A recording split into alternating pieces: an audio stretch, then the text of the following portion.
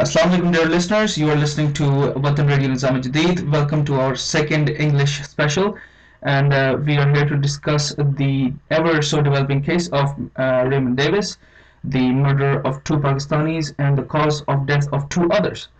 Today, to discuss this matter even deeper, is here with us an elite defense analyst and my good friend Mr. Zaid Hamid. Assalamu alaikum sir, how are you? Walaikum Assalam, Tariq. My pleasure to be with you.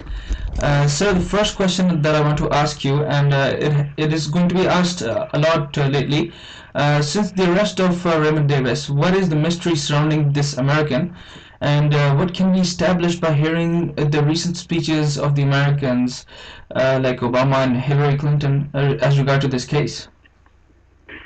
You see, one thing is very interesting, which is unprecedented, is that never before we have seen such panic and confusion within the U.S. administration over the arrest of a private security contractor. Right. Now, this is very strange because lots of things about this story are not coming in the media. Mm-hmm. The fact is that we know of this part of the story that Raymond was driving in Lahore, then he shoots down two Pakistanis, and then calls for a backup vehicle which comes and crushes the third Pakistani, and backup vehicle goes away. Right. But this is not the complete story. Why did the backup vehicle come if it did not pick up Raymond? Mm-hmm. Important thing you need to understand is that Raymond was accompanied by a top-notch CIA operator, the master terrorist, the one who was orchestrating the terrorism campaign in Pakistan. Right. He was a high-value target, which the backup vehicle came, crushing a Pakistani, driving over it, and then extricating the man they actually wanted to save. Mm-hmm. David was made as a fall guy. He was the bodyguard. He was the assassin. Mm-hmm. He was somebody who was assisting that main high-value target. So understand this clearly. Right. And that is why, since Raymond was his bodyguard, one who used to spend time with him, and of course do the technical services for him and the protection services, he knows everything, each and exact everything, what the CIA or the Blackwater, or perhaps I would go to another degree saying the Mossad operation in Pakistan was. Right.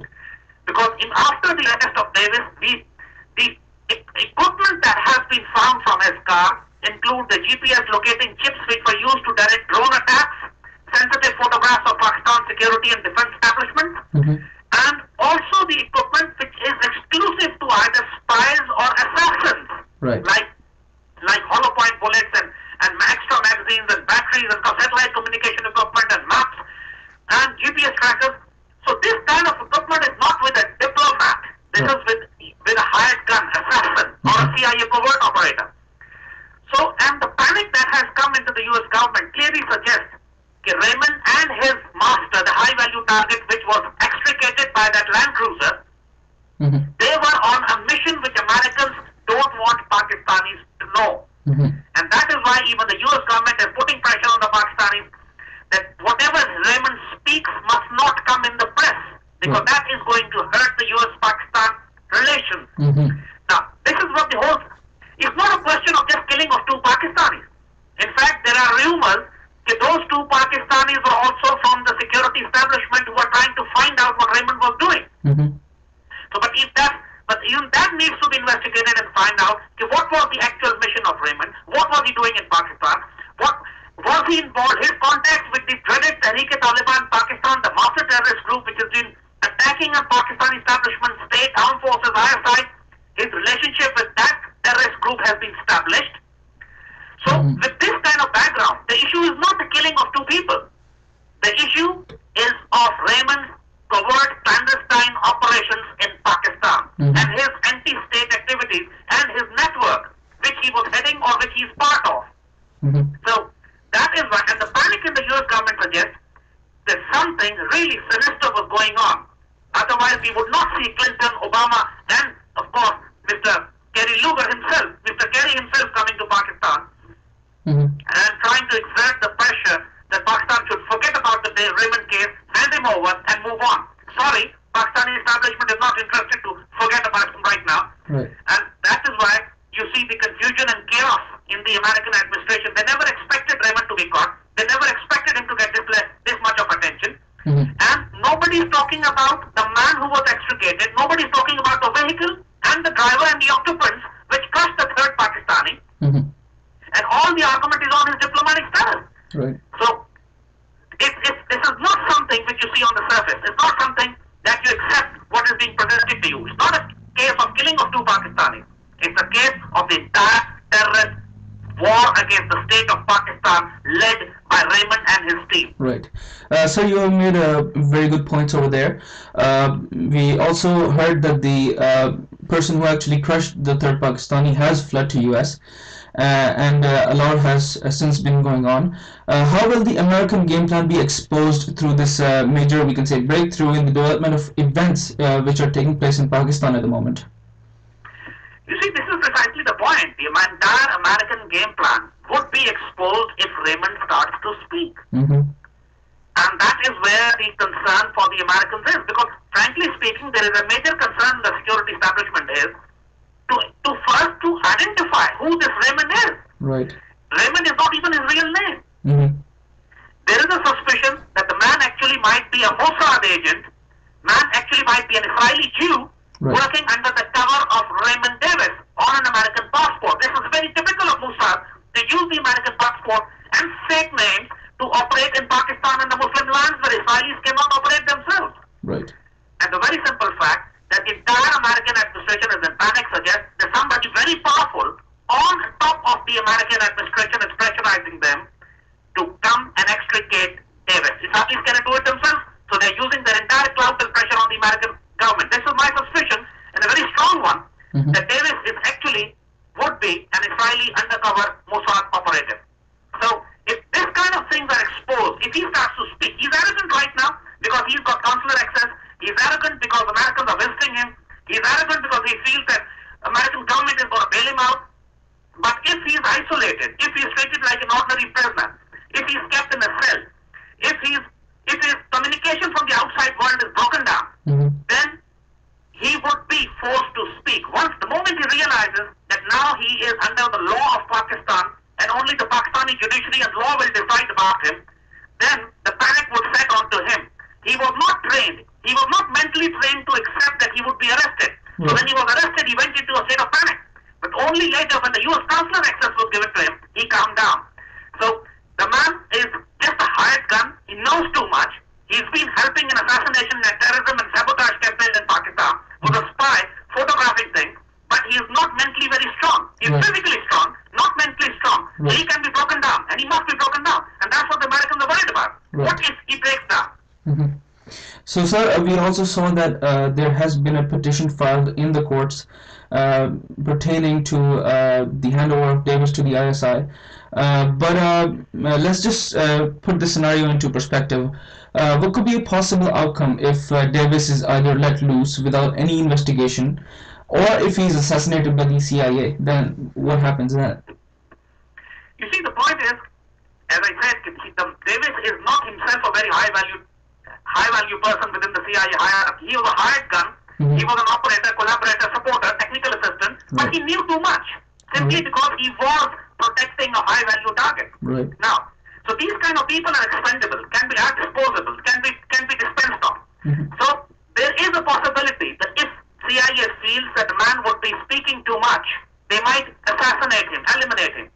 But initially, they would do everything within their powers to get him out, which Mhm. may even include, which Pakistani security establishment feel some kind of clandestine operation trying to break into the jail and pulling him out. Mhm. So the precautions are being taken now. But the fact is that he's right now with police. He's right now under the civilian administration. Mm-hmm.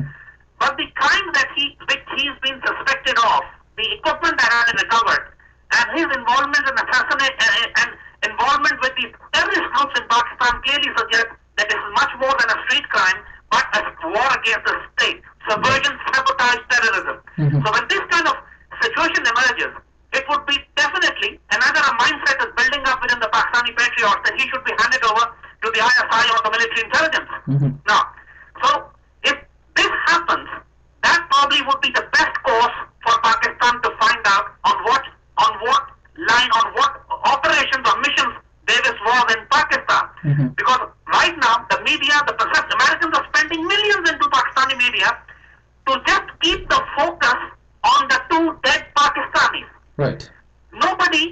media is talking about the actual clandestine operations of Davis and his team in Pakistan. And this is where the perception management of media is. Americans are spending millions right now. Every American asset in Pakistani media is out now doing their loyalty and duty to the Americans which they are paying in. Right. So this is basically become a perception management war. The government is too weak.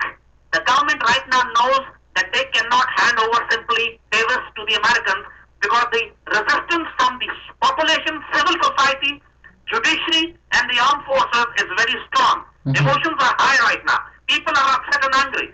Even if Americans are trying to buy out the families of the people, 3 people who have killed Americans trying to pay them the money, compensation, blood money, American passports, whatever. But the issue is not limited to the assassination of 3 Pakistanis.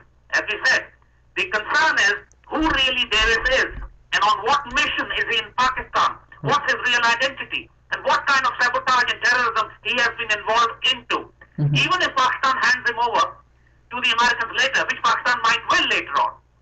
But the point is, his entire network must be known. And this is what the concern of the Patriots is right now. Right. Sir, we also see that according to the AFPAC doctrine, the American President Obama deems Pakistan as also a theater of war, same as Afghanistan. How much of the network of the Americans has been exposed by the arrest of this Blackwater commander? And seeing that the wave of terrorism and drone strikes has mysteriously subsided, what do you make of all of this?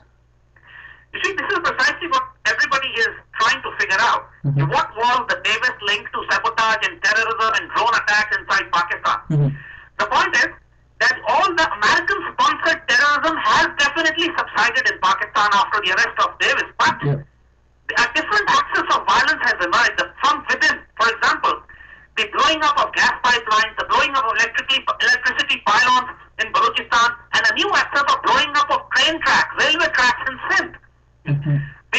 So the point, again, the link and the nexus is being studied by the Pakistani security establishment and analysts, that what are the ways and the means that Americans would be using to pressurize Pakistan into submission, into handing over Davis. So there is one thing is very peculiar, as you very rightly pointed out, that the drone attacks have stopped. So is it because the man who was sitting next to Davis and the equipment that has been found within the Davis car clearly suggests that Davis and his team were perhaps the master organizers or the coordinators or planners of the drone strikes inside Pakistan? So these things, again, as you said, needs to be investigated. So the matter is much more serious. It's much more serious than killing of 2 Pakistanis and paying them compensation and trying to use our religion against us.